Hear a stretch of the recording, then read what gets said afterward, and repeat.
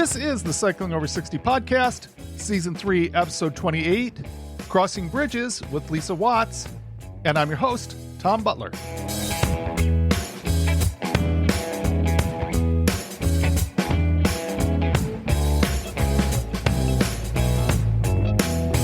I finally started a new meal strategy this week.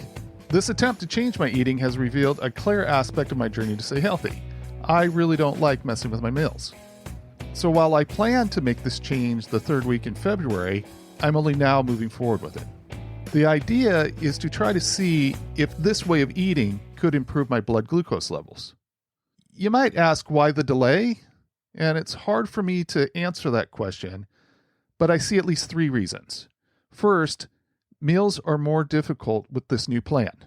I've mentioned before that I'm someone who doesn't mind repetition with meals, and primarily I want them to be easy. For this program, I do have meal plans. The creators of the program obviously believe that people want variety, and that's probably true for most people. And that means that they're switching things up every day in the plan. So that complicates everything from shopping to meal prep. And the meals have a lot of ingredients, so that means a lot of meal prep time. To be fair, they do structure meals so that there can be a good amount of advanced preparation. But even with that, it is a lot more work than what I've been used to. Also, I've gotten used to 2 meals a day, and this adds a third meal. Combining everything together, my meal planning and preparation now has gotten far more complicated. I'm 5 days in now, and I'm hoping that as time goes on, I will develop a routine that makes it easier. Another factor is that I wasn't excited about this new plan because I'm losing foods that I really enjoy. For the last year and a half, I've been eating foods that are high in fat. I don't eat meat, but I love dairy and I also love eggs. So cutting these things out makes meals less appealing to me. I definitely have made difficult changes in my diet before, and usually after a while, my taste preferences do change. And that's a hope I have here. The way this program works is there is a 6-week period that is designed to reset insulin sensitivity. It's possible that once I get through the 6 weeks, food choices might get a little more broad, and I will find things that I really like. The truth is the recipes they provide are pretty good, and some are very good. But I enjoy butter and eggs and yogurt and other things that I'll have to leave behind if I buy into this concept. Another problem with eating low fat like they suggest in this program, for me, fat is something that helps with hunger. And I see that as a major factor with the success I've had before in losing weight. Once I started eating high-fat, high-protein meals a year and a half ago, I really started seeing a change with my ability to burn fat. What I was doing over a year and a half wasn't exactly a keto diet, but I did eat a lot of fat, and I feel that my body got used to burning fat. Now that I have to cut that fat out, my body is sending me really strong messages that I need to eat. And obviously, that's uncomfortable. I've come to expect that I will be hungry if I expect to be healthy. And I have ways of distracting myself when I'm hungry. And that's just part of the journey for me. Sometimes my body gives me hunger signals because it thinks I need calories when I don't really. And other times, I'll be hungry because I'm fasting. So I've just come to accept that a certain amount of time being hungry is a consequence of years of poor dietary choices that trained my body to eat the wrong way. I do fully expect that once my body adjusts to not having fat as a primary energy source, that a lot of the hunger signals will go away. So I just need to get through to that time. But I also don't expect all of the hunger to go away. Finally, I've been ambivalent about making the change from a conceptual level. The big difference of this meal is that it is aimed to keep fat under 15% of calories for the day. The opinion of the creators of this approach is that fat is the major culprit of insulin resistance. If you search the literature, you'll find many studies that conclude that a low-fat diet doesn't impact insulin resistance. The authors of this program believe that the studies that don't link low fat to improved insulin sensitivity are flawed. And that flaw is that the percentage of the fat in the diets of the study participants weren't low enough. I have many questions about their assumptions. First, I fully believe that ketogenic diets are effective at reversing type 2 diabetes. Anyone who questions this needs to get familiar with the work being done at Duke University by Dr. Eric Westman. He has been using low-carb ketogenic diets in a clinical setting for over 20 years. it is true that we are still learning a lot about how to improve utilization of blood glucose. And I'm open to the notion that a diet very low in fat can make some positive changes at the muscle cell level. And that is the level I'm most interested in. Some of you might be thinking that our bodies need fat, and that is absolutely true. To eat a diet that is under 15% fat means being very strategic to make sure and get high quality fats. So the meal plans include things like avocados, flax seeds, and nuts to help ensure good fat intake. Another aspect to think about is getting enough protein. So the meal includes very low fat protein options like quinoa, which is a complete protein source. My taste buds aren't happy with my choice to eat this way, but unfortunately, if my taste buds got to choose my meals, about 95% of my calories would come in the form of pizza. One of the really positive aspects of this meal is that not all carbohydrates are the same. While a gummy bear is a low-fat, high-carbohydrate source, so is 4 cups of mixed berries. And I would rather have berries than gummy bears. So with this meal plan, you get to eat a lot of berries, and I do like that.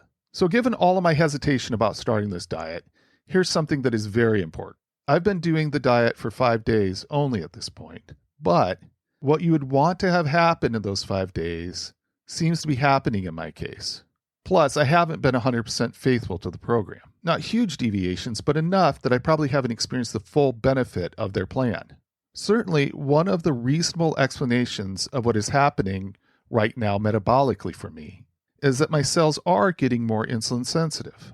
And that means it's really probable that the program is delivering as promised. From everything I'm seeing now, it makes total sense for me to continue on for the next 6 weeks and really give this a chance.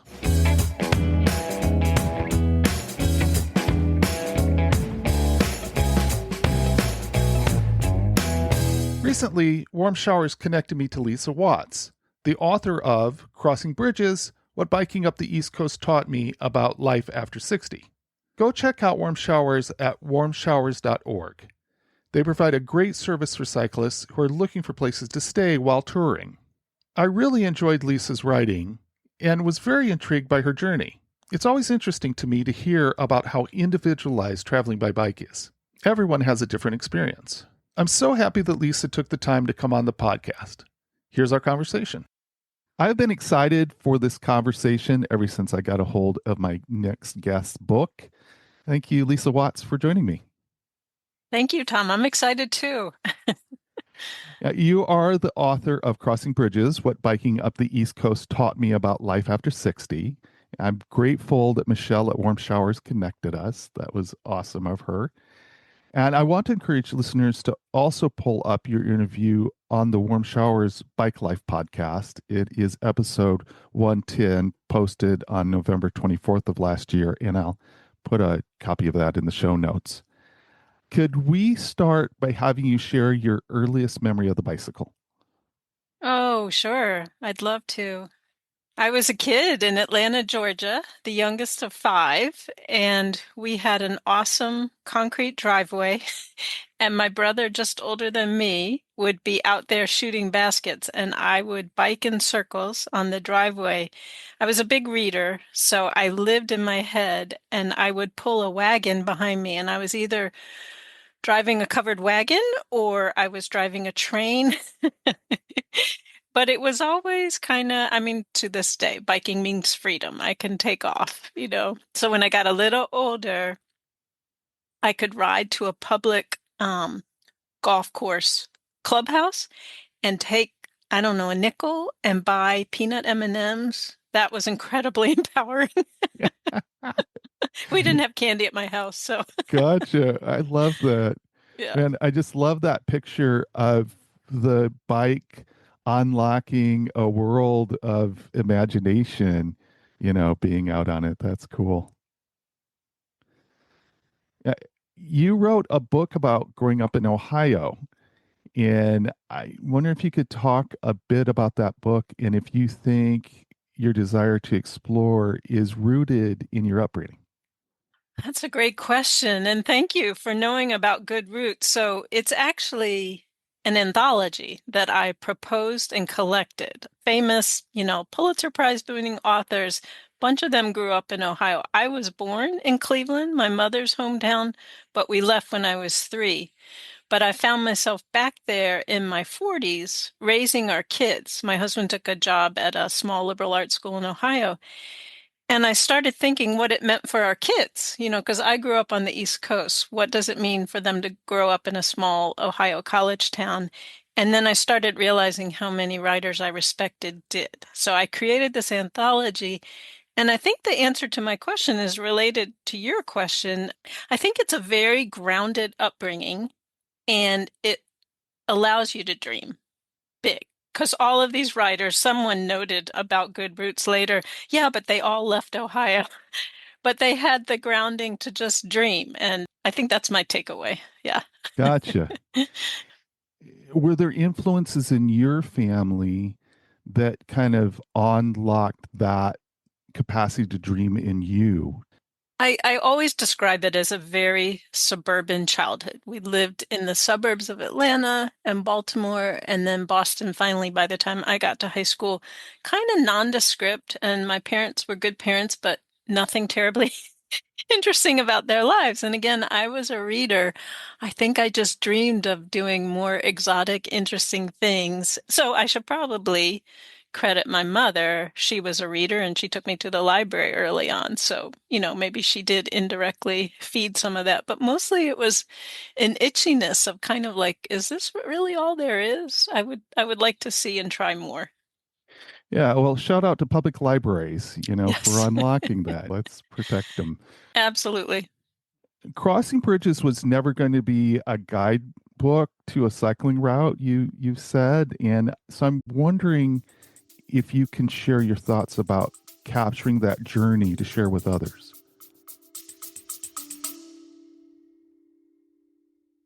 Hey everyone, I'm briefly interrupting this episode to remind you that it is simple to have your opinion shaped the Cycling Over 60 podcast. Look for a link at the top of the episode description that says send me a text message. When you tap the link, a text message box will open up and you can type something that will be sent directly to me. I look forward to reading all your thoughts, ideas, and suggestions for the show. Now back to the discussion.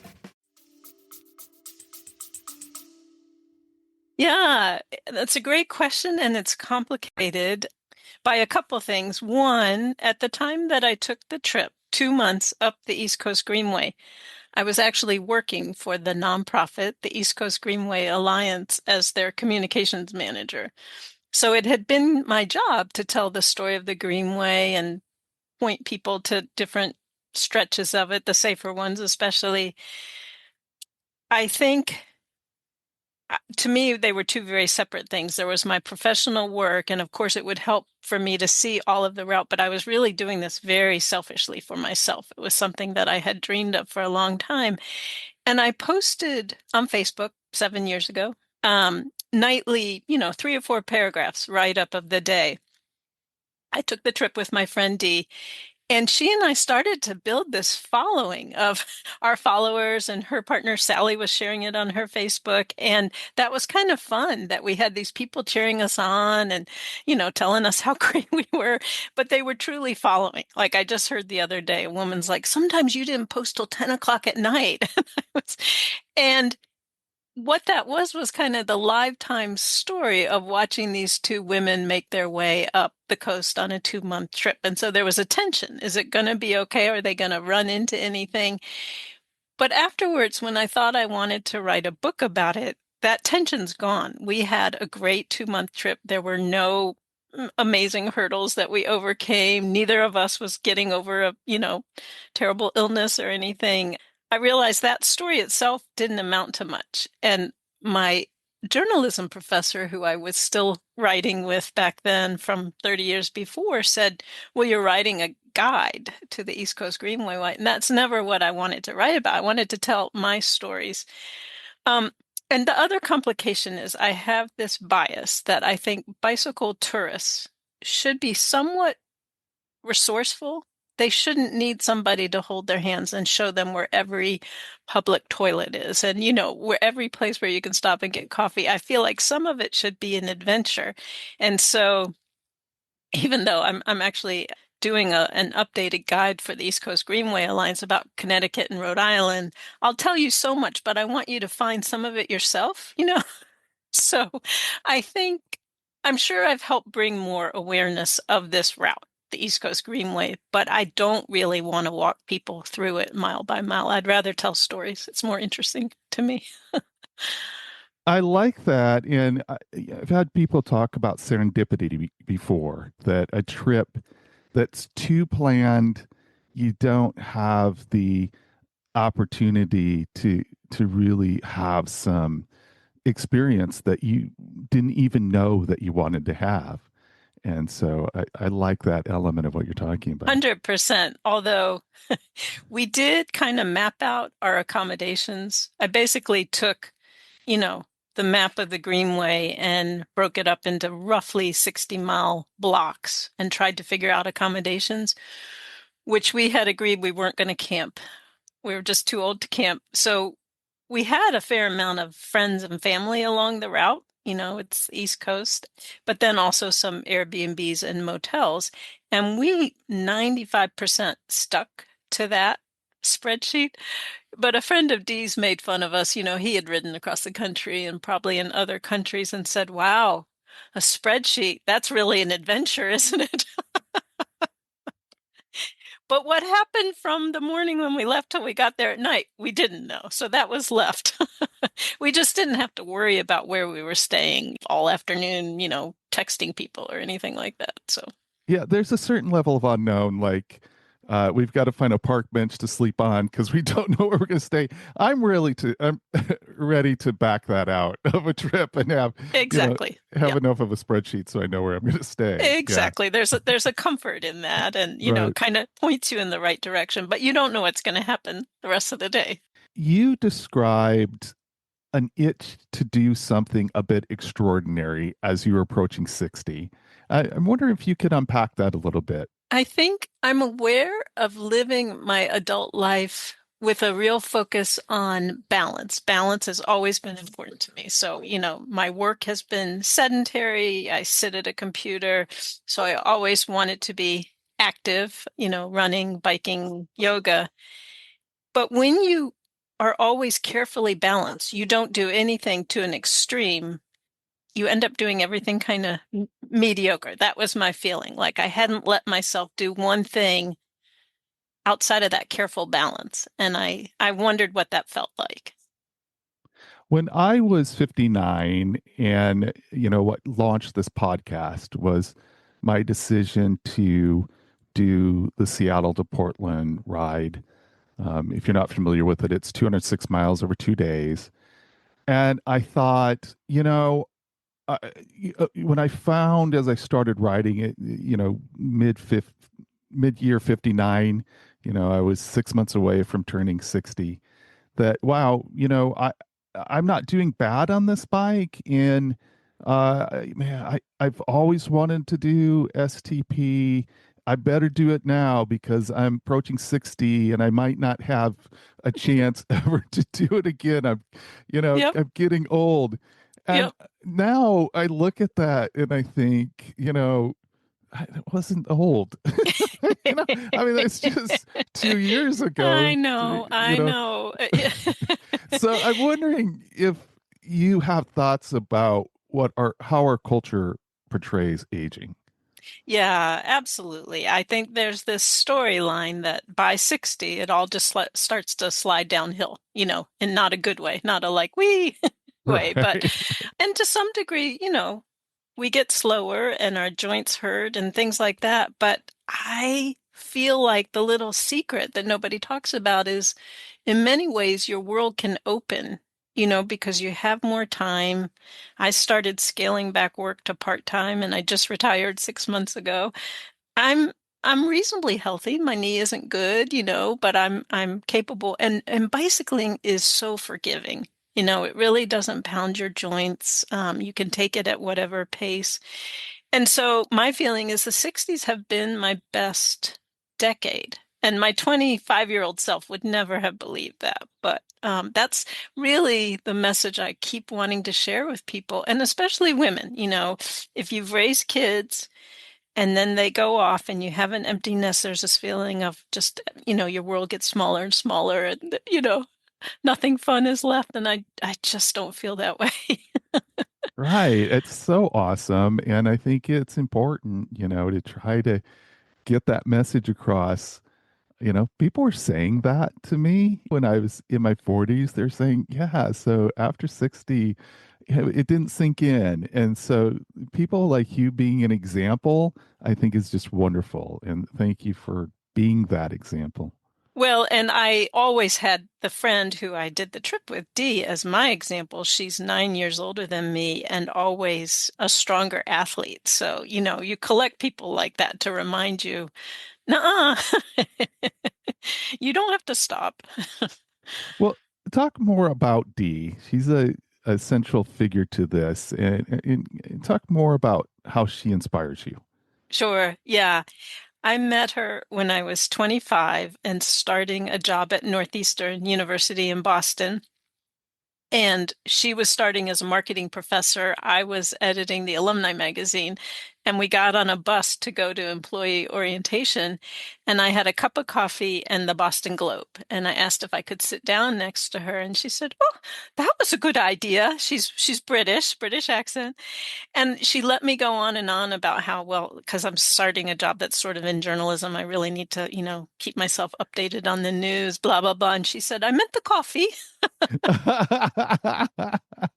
And I loved her ever since. And we realized as we drove, out of Boston that she was a runner and she liked to ride bikes. And so we started playing together. And I really looked up to her. She was older, but she's also traveled the world. And she's biked down the West Coast by herself. And she's hitchhiked across South America. She's done adventures I could never imagine and very strong. I stopped doing marathons and she kept running 2 a year.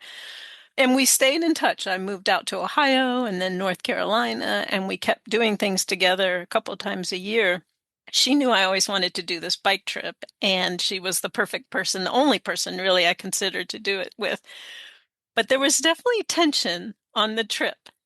And for a while, I thought, this means I can't write a book about it because I can't I can't say anything bad about my friend. And I went through a couple editors had really advised me like three versions of this.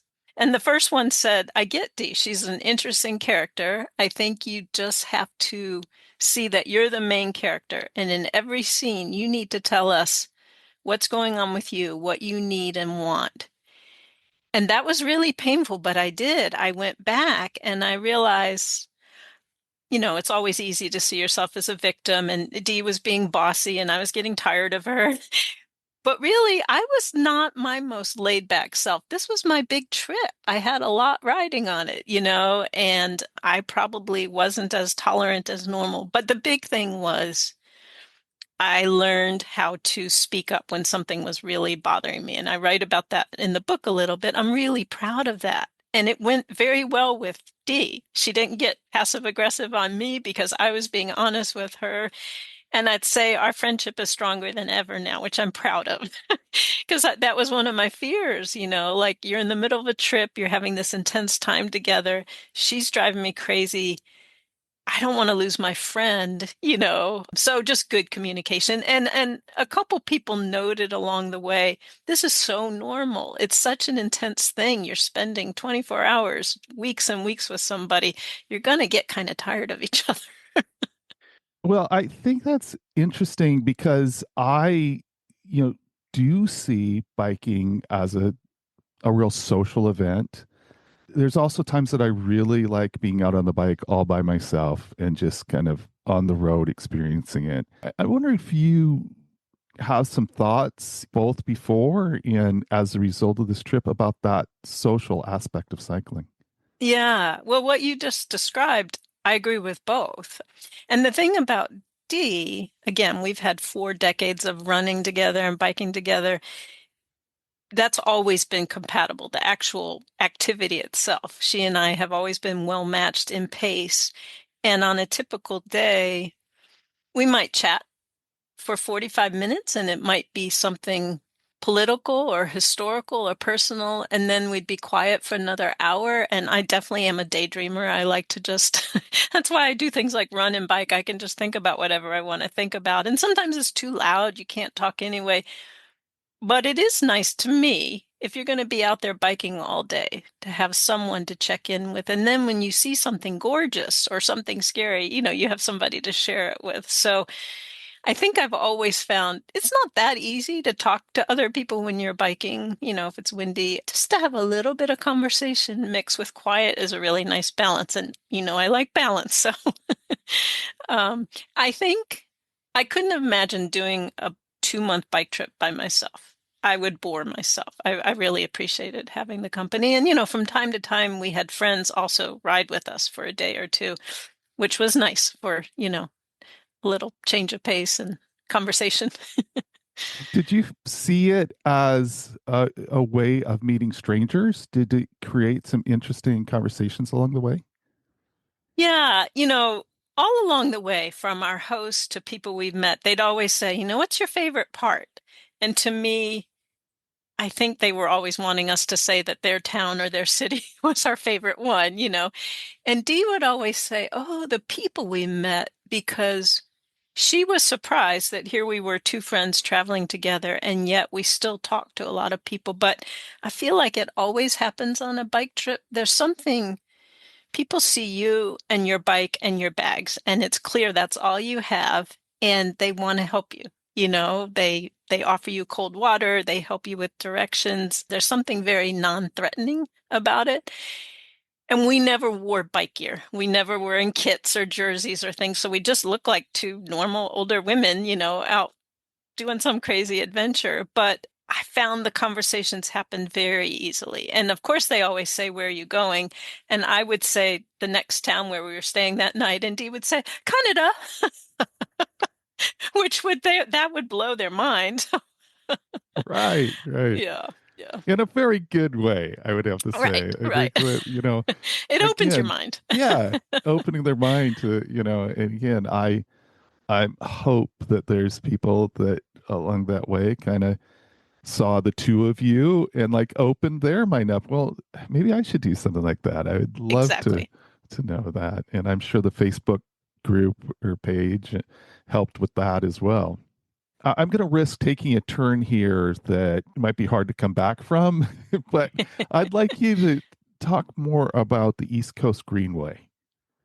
Sure. Happy to. I grew up along the East Coast, so it was always my dream that that would be something really fun to do, to just go along the coast, which is beautiful, but connect the dots of the places where I live. So I was in my 50s, I think, in North Carolina and learned that there was a nonprofit working on this route from Key West to the Canadian border in Maine. And that was, incredible serendipity. So it started 30 some years ago with bike travel planners in Boston and New York City, two very advanced areas for bike paths and bike planning. And they talked about trying to configure a route between the two cities. And it just kept growing from there to reach the whole East Coast with the concept. One of many things I love about it. Multi-use is the goal, that one day you can walk, run, push a stroller, skateboard your way 3,000 miles, up the coast on protected paths, multi-use paths. It's almost 40% of the way there. So it takes a long time. It takes a lot of money. It's an average of $1 million per mile to build a greenway. But I love how the route was planned to go straight through all those major cities, from Miami, Charleston, Richmond, Virginia, New York, Philadelphia, Boston, because locals use it for commuting and just, bike travel. And then it's a long distance route. So I love that aspect of it. A lot of bike travel routes think that you want to go way outside the city and avoid all that. But there's so much good bike infrastructure in most of our bigger cities. So my answer to when everybody said, what's your favorite part, was coming into these cities and thinking, we just got ourselves there, and if you travel the East Coast, you're on the West Coast. You travel the East Coast, you think of it as driving Highway 95. It's awful, but it goes the whole length of the coast. Who knew that there's this beautiful bike path, probably going along a river, taking you safely into downtown? It's very cool. So I think the people at the East Coast Greenway Alliance have gotten nervous as there's been more awareness of the route that people from Europe, people all over the world are thinking, great, we're going to come, we're going to bring our family and we're going to bike up the East Coast or down the East Coast. It's not quite family ready yet, like 60% you're still riding on roads. Of course, they're trying to find quieter roads, but it's just piecing together section by section trying to connect this route. And you can read more at greenway.org and check out the map. Fantastic. One of the problems with this podcast is almost every conversation, there's another place that I want to ride. I don't know if it's possible to take a year off somehow and just do everything, but Right. just and all over the world. Yes. Uh, Yeah. it's interesting to me. There's an interesting aspect of this to me, which last episode I talked a lot about a trip. Absolutely loved it. Went out and stayed in kind of a funky campground in a tent. They called it a yurt. Um, I don't know what the real definition of a yurt is, but it was a nice sized tent, and biked the Olympic Discovery Trail. And, Mm, you know, when I think about the Olympic Discovery Trail, there's such a contrast between that and what the East Coast Greenway is, because you don't pass any, you mm. know, uh, cities. Yeah. I Yeah. mean, there are what I would say are towns along the way. And then you get into just vast areas that it's just the wilderness. And so to have both those experiences, all the experiences available, I think are really wonderful. But that is the thing about the East Coast Greenway, that biking in the Boston would be super fun. Yes. Yeah. Yeah. Well, just keep collecting them all. Keep a list because there'll always be somewhere you can go. A couple years ago in the fall, I biked on the Eurovelo Route 6, which they call the Rivers Route. And we started an hour south of Paris, biked about 3 weeks into Germany. And then my husband came and we did another 10 days to Vienna. That was a really nice combination of lots of little villages, lots of days of just not much along the river, really easy campsites. Europeans know how to do good biking campsites. And then a few big cities, or smallish cities. I really like that blend. Somebody asked me, well, why didn't you ride across the country? That's supposed to be the big adventure. And again, I grew up in the suburbs. I'm used to having like a convenience store if I need one. And so a couple weeks across the desert and climbing mountains, that sounds like hard work. Yeah. Yeah. We kept things relatively flat, and every day there was a good chance there'd be a convenience store where you could get an iced coffee. I love it. Yeah. Yeah. Talk about the East Coast Greenway Alliance. Why is that important for the future of the route? Yeah, well, they're the ones driving it, not owning it. Each municipality owns its stretch of the actual route, but they are the nonprofit champion with advocates in each of 8 regions trying to help all those cities and towns. The big challenge is always funding. I think more and more communities are starting to see that walking and biking paths are great amenities that their residents, citizens want, but at $1 million a mile, how do you argue for that over, paying teachers more or firefighters or things? So a lot of it is funded by federal transportation grants at the tiniest, tiniest fraction of what it costs to build like one big highway bridge. You could finish the East Coast Greenway. So that's their work. And for all this time, they have focused on the actual building of the route. So if you go to the website, it's still not allowed about how to enjoy or experience it. They are very cautious. They urge you to look at a few areas that are more finished than not. And in general, the northern half from Washington, D.C. up to Maine is more finished than the southern half. So there's that. There's some nice sort of week-long loops you could do involving Boston and Cape Cod and a ferry, things like that. But yeah, they're the driving force. And I think in increasingly challenging budget times, currently, they're also building strong alliances with other trail organizations across the country. Again, strength in numbers. And I think the pandemic helped everyone realize how valuable paths like these are for our mental health, physical health, emotional health. People are using them more than ever. Yeah, well, I think it's organizations like that that have a vision and can rely on that collaborative approach and bringing knowledge from people and experience from people. I think organizations like the East Coast Greenway Alliance are vital for that work. So shout out to all the folks there. Uh, Absolutely. Hey, guys. I'm curious, did you experience pushback from friends or family prior to the trip? You were just the two of you kind of heading out together. And how did your husband feel about being left behind? Bob was definitely sad.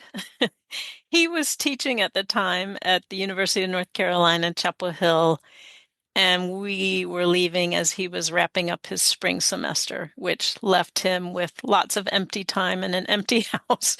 So I felt bad about that. The one thing I'm proud of is we had two dogs then, and Bob is not a dog lover. I'm the dog lover. So if I had left him and left him in charge of the dogs, it would have been too much. So I'm very proud of we had a little getaway place on a river in coastal North Carolina in the middle of nowhere. And I posted on Facebook that there's this great getaway riverfront. There's two kayaks. There's two, adjustable bikes in the shed for you and two sweet dogs that you could spend time with. And my husband said, this is never going to work, but it did. I lined up 8 weeks of people coming to watch the dogs, and then they would hand off on Saturday to the next one. And they would send me notes occasionally so that I never had to feel guilty about that part. It was selfish Yes. enough of me to take off, but he didn't have to worry about the dogs. Mostly, I think people, didn't understand why this would be such a big dream of mine. I remember people saying, how do you just step out of your life for 2 months? And I'm thinking, how do you not? But about 4 or 5 days into the trip, in the middle of a heat wave in Florida, hot, humid, headwinds, I went to bed one night and thought, I'm over my head. I'm not going to be able to do this. And I thought of everyone I had told about it and all the dog sitters lined up and my work. We had hired a young woman to kind of fill in for me a bit at work. Like, this is going to be humiliating because I can't do it. And so then I thought, like, why did I tell so many people what I was doing? But I had a good night's sleep and we started early the next morning in the cool, and I couldn't really explain it, that I was just starting to feel better. And a friend who knew me well in North Carolina said, Lisa, you just got stronger. It takes a few days on a bike and then your body does kind of kick in, and it got easier. That's awesome. And again, I'm glad that they got to see your progress. If people were nervous, we live in a time where, they can check in on you every day. So Yeah. that's awesome. Yeah. We also, Dee and I laughed on the trip. The little place that we had on the coast, again, in the middle of rural coastal North Carolina, we were adding on a guest bedroom and bathroom. And the contractor was really curious because I was starting to plan the trip when I'd stay there. And one day he said, so will you be packing? And I said, yeah, yeah, I have two saddlebags, and that wasn't what he meant. He meant, would I be packing? Because here we were, two women on Right. our own. And Dee and I just laughed, especially the first time we had an angry, mad driver was outside of Boston, just north of Boston, like, we should have had a little pistol in my handlebar bag and just whip it out. We should have been packing. Oh, We that's did not awesome. pack. Okay, okay. I'm glad you didn't wish you had. So that's good. Not necessary. Did the physical act of biking and that time of reflection that you talked about, where you're just kind of just you and the bike and the road, do you feel that provided a unique space to analyze aspects of your life, or do you think you would have done that anyway? No, absolutely. It was all that time on the bike, hours and hours of, it's a repetitive motion, definitely gives you time to think. And all those hours, all those days away from my desk and work was just really freeing. I mean, it literally gave me perspective on I've always taken work very seriously and very personally, and to be able to step away and think, what's that all about? And I grew physically much stronger, so that 60 miles a day was nothing. That was just what we were doing. And again, approaching 60 and thinking, well, that will never happen again. That was awesome. There were tremendous lessons learned from that time, and they were both physical, emotional, somewhat. I was kind of embarrassed to think back and think, I've been so ambitious all my life about work. Is it really necessary? But it was healthy, the You distance. you described an experience that you had where you returned to, I guess, normal life might be the right way to say it, and this kind of a shift in viewpoint that what am I doing with all this stuff? Can you talk about that? Sure. You know, for all the people who didn't understand why I thought this was a treat to go off for 2 months on a bike, a big piece of that was I had done, 8 or 10 week-long bike trips, most of them with D, and I loved that feeling of everything I need is on my bike and my two panniers. I wanted to know how that felt for a long time, long enough that it kind of felt like this is how I live. And that's exactly what I got, so that, and we kept, weaning making our bags less and less. So by the end of the trip, really only needed one pannier. To me, that's just really freeing. Look, my life is really simple. Clothes and stuff I don't need. And so I got home. We had a 3-bedroom house that really wasn't that big, but I open a closet. Like, why do I have all these clothes? Even books. I love books, but do I really need all these books? It ended up with very dramatic impact. I convinced my husband to sell our house, which we love just fine, and buying a townhouse that was much simpler and downsized. It had real impact. And I have a bike friend I've known for since I was in high school, Charlie, who said this is common. It's called the pannier effect. So I felt it big time. I love it. It's to me, it's like should be a signed life experience for everybody. Go out on the road for 2 months, come back, Yes. you'll be changed. So Yes. I like Yes. that. I don't know, it Yeah. might hurt our capitalistic economy, Exactly. but, but It definitely would hurt Walmart and Target, but that's okay. I I'm always curious about the creative process, and I really like the title "Crossing Bridges" because I think there's layers to that. I wonder if you can talk about what inspired that title. Yeah, thank you. There's definitely layers, and that's what appeals to me, multiple meanings. And I have to give credit to the first editor who helped me. She just said, by the way, you talk about bridges a lot in this book. And I thought, oh my God, she's right. And I hadn't seen it. But, the leap from the literal bridges, which I am scared of. So that's the piece. The very first day of our trip, we have to bike over 7 Mile Bridge in the Florida Keys into a headwind. So it might have been fine if we had a tailwind and we were just sailing along, but instead we had to go very slowly. We were down to 7 miles an hour. And so I was on that bridge for an hour, petrified. And then, of course, if you're going up the East Coast, over harbors and bays and things, there are bridges nearly every day. So I really had to wrestle with my whole fear of bridges and edges. But the other piece of the metaphor was, crossing into this phase of life where welcoming adventure and being kinder to myself and knowing my strength. I think that was the big bridge I crossed. So Yeah. I love it. But I didn't come up with it. Right. Well, still, I think you embracing it and understanding the layers, I love it. I was intrigued by what I think was a detour into Lutherville, and especially at that moment in your life. Can you talk about Lutherville and the impact of that visit? Yeah, that whole time on our trip was funny. And when I lived in Lutherville, I was in junior high and probably a real low point in my life.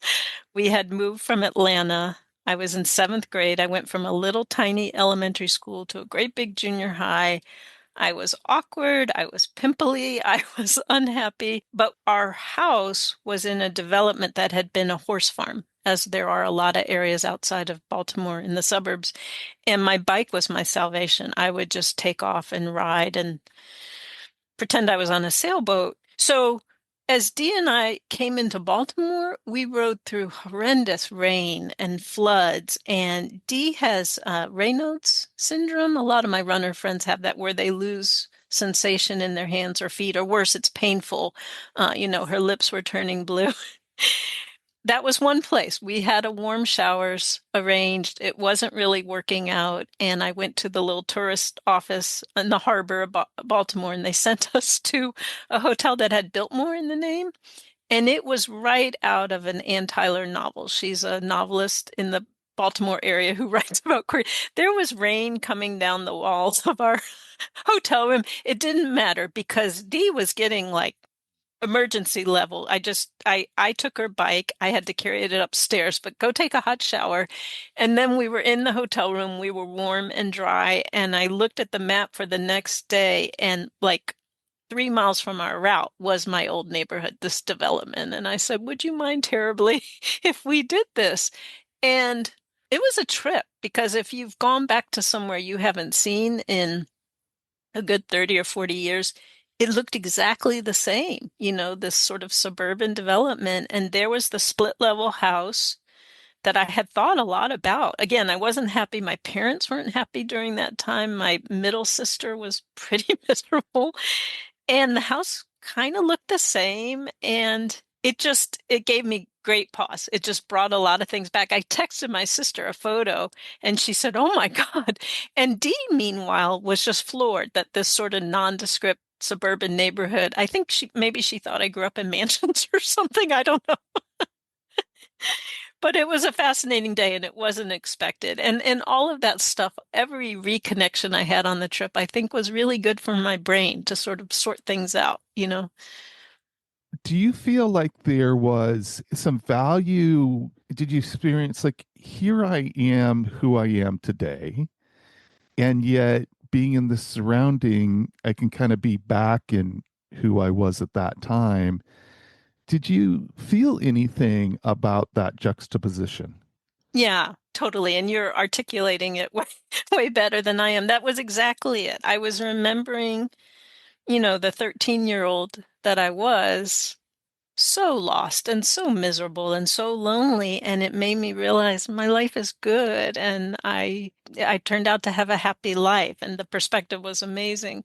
Also, there had been this sort of gravel bike path behind our house that had been the long driveway to probably the big farmhouse on all of that property.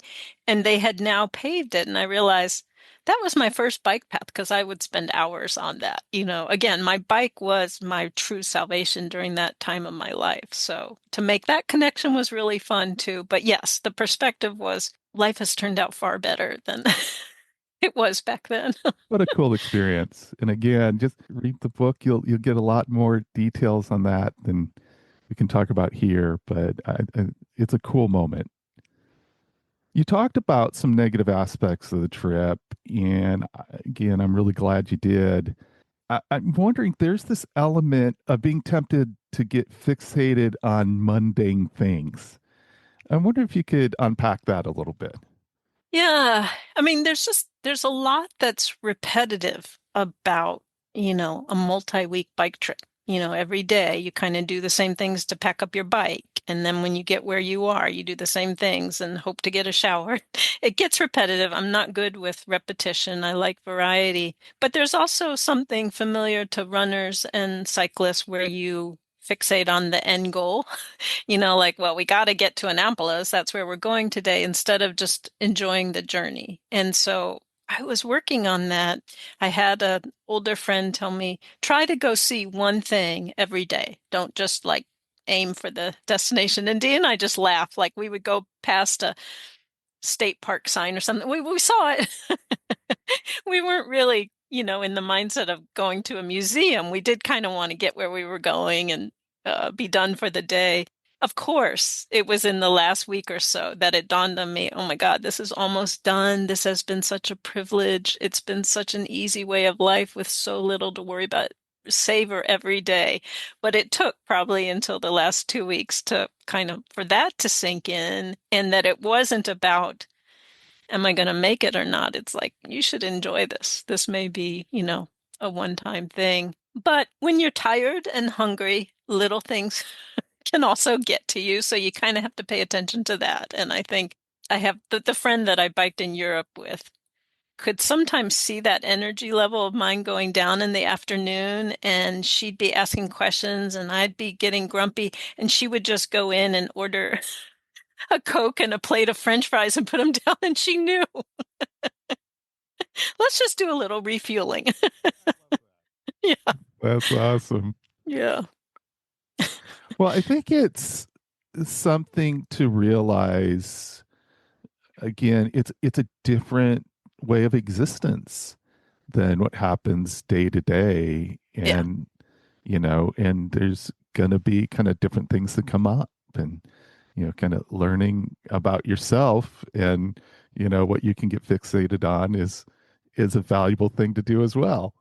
Yeah. I also remember standing on a sidewalk in New York City, and we took 2 whole rest days. Our pattern was we tried to take a day off each week. And so it was 8 weeks of the trip with one day off. We had 2 days off in New York for various reasons, but I stood on the sidewalk on a Monday morning. We were about to start. It was a beautiful day, probably mid-June, and just watch the bustle, people going to work and school, and thought, I have dreamed of days like this when instead of being part of that bustle, I get to go ride my bike. So again, that was almost 3/4 of the way. I started having reminders of like, this is something to not rush through and to pay attention to. It was a privilege. There was a moment where you had a bit of a conflict with D that you can withdraw from that you talk about in the book. That was an interesting moment for me thinking about, what can happen on a journey by bike where, you're together. It's not like you're going to go home, or Right. something. It's like you're Right. together the next day. Right. And so could you talk about that? Did you learn something about yourself in D moments like that? Definitely, definitely. I have 3 older sisters. We were raised in a household where you don't confront things head on. Our mother would just get passive aggressive and there'd be days of silence. And that's what we grew up with. We don't know how to actually say to somebody, what you're doing really bothers me. And I thought it was just this whole tension was building with Dee. She kept bossing me around and telling me how to do things. And I was feeling, that wasn't nice to me. And I called up all I could remember from parenting teenagers when you need to talk to them and get them to listen, and you're not supposed to say you, you're supposed to use I words. And I just asked Dee if I could sit down and talk to her before we went to dinner. And I was nervous, but I just tried to really plainly say, this is how it makes me feel when you keep telling me, here's how to bring your bike in through a door, or here's where you should put your coffee cup. And it was very enlightening to her. She had been completely unaware. And she just said, thank you for telling me. And I wanted to call my sisters because none of us are very good at that. And it's a good skill. It's much healthier than just like not talking and, and I couldn't do it. I was forced to because we were leaning on each other. We had, 3 more weeks to go. So, and again, I have realized since then, and people were mentioning it, some of these tensions are normal. We were spending all day together, all night. When we're biking, we're only 3 feet away. I don't spend nearly that much time with my husband, Right. proximity. So, yeah, I'm proud because I feel like it was a new strength, a skill I developed for myself. That's wonderful. You have worked for East Coast Greenway Alliance, and then you do this trip. And I think that's like this cool element of the whole thing.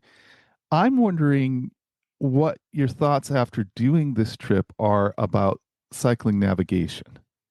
Yeah, that's a great question. I have very strong thoughts about maps and apps and navigating. I mean, it was the hardest part of our job. And remember, this is 7 years ago, so apps were where they were then. Um, I need reading glasses. Dee's eyes were better. She kept toggling between there's an East Coast Greenway map that is just strictly the route, which in theory you could just follow that. But then, of course, we had to go off course to find our Airbnb or to find a diner or something. So going back and forth with that to me, I have to stop. I have to get out my good glasses. I don't toggle between the two as well as she did. It was a lot of work. And, the Greenway, I felt allegiance to following the East Coast Greenway route as much as we could. She's a little smarter than that and realized, we could actually take this right and, cut off. That was a little bit of tension. But my bike trip through Europe, we kept going back and forth between Komoot and ride with GPS. And I realized that, the technology keeps getting better. And the idea that you could actually have an app that speaks to you and says, right turn, coming up in 20 feet, that's amazing to me because it's a lot of work. I am about to bike from Cleveland to Cincinnati on the Ohio to Erie Trail. What I've heard is I forget 350 miles, 95% of it on bike path. I don't think we're even going to need navigation. And that is so much easier than, again, the East Coast Greenway, 60% on roads, you are having to navigate. And we tried to put it very clearly on the website. You should be careful. You should be comfortable riding on roads and navigating through some, busy towns and things like that. So I believe the apps are going to keep getting better and better. The mapping's going to keep getting better.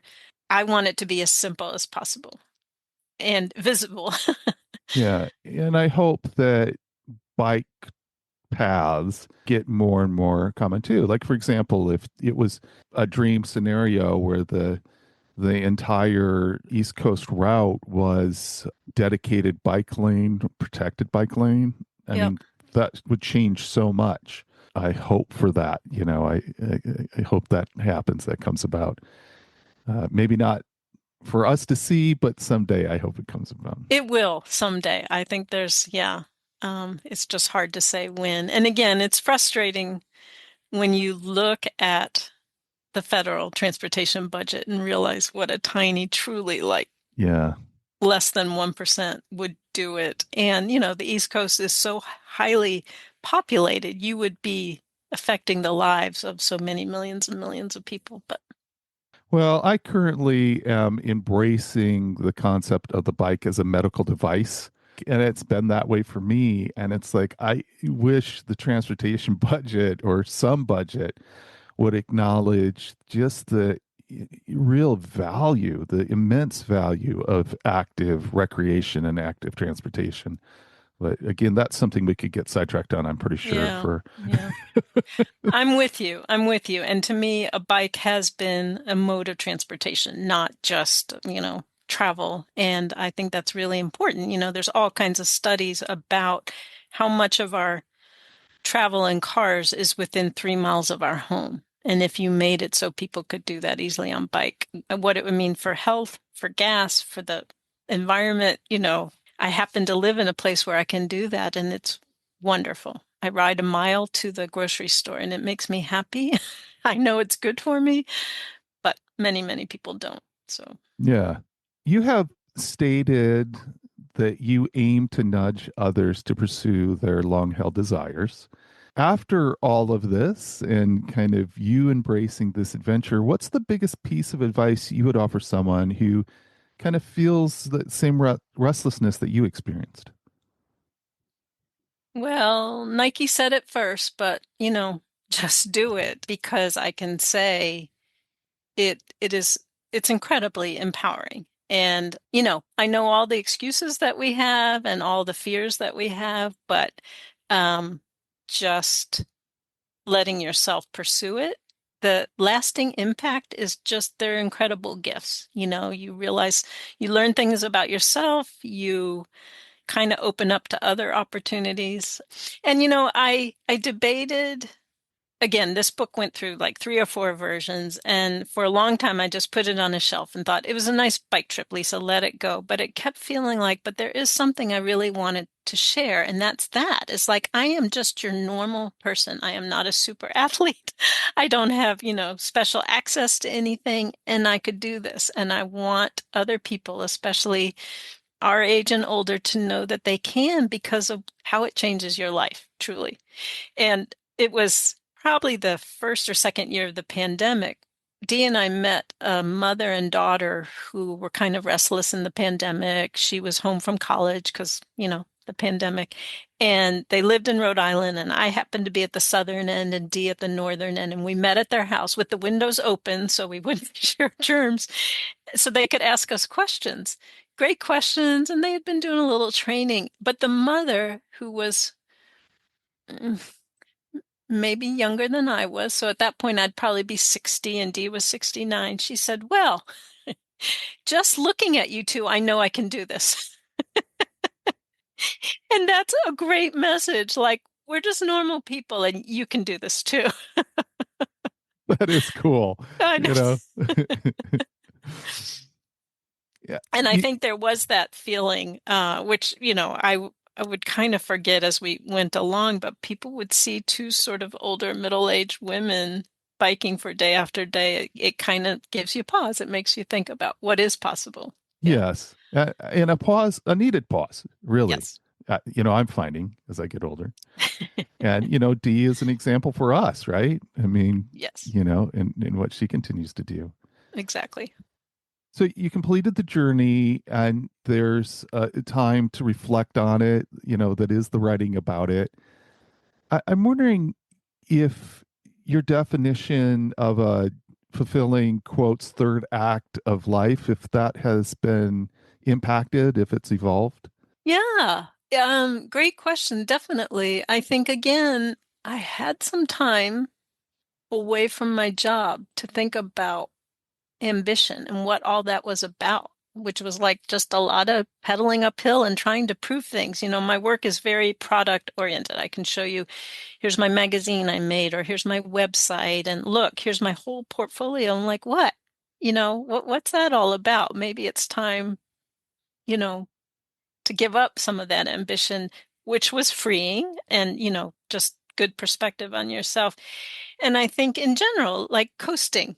For a long time, I thought that should be something about the title of the book. We went up the coast, but I learned to coast, that sometimes you can just enjoy the ride. And it doesn't mean to me sit around. It just means think about the ways that you push yourself and what are you enjoying the journey, or is it all about the goal? So, I think that's fantastic, and a really valuable thing for everybody to reflect on.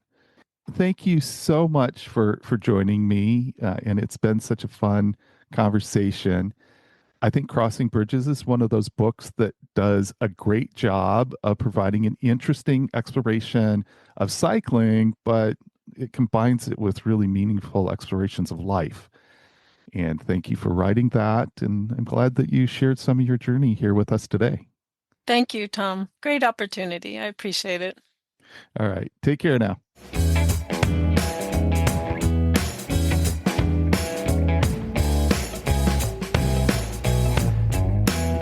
One of the things that really jumped out to me in our conversation was the lasting impact that living out of panniers for 2 months had on Lisa. I see riding a bicycle as a complex and rich experience. In this case, it's interesting that the simple life that is possible while traveling by bike has been transformational for a lot of people. It's just one of the layers of cycling that I don't think about very often. I really appreciated Lisa's ability to analyze her journey, and she is able to convey the impact in a meaningful way for others. That was true in our discussion and also in Crossing Bridges.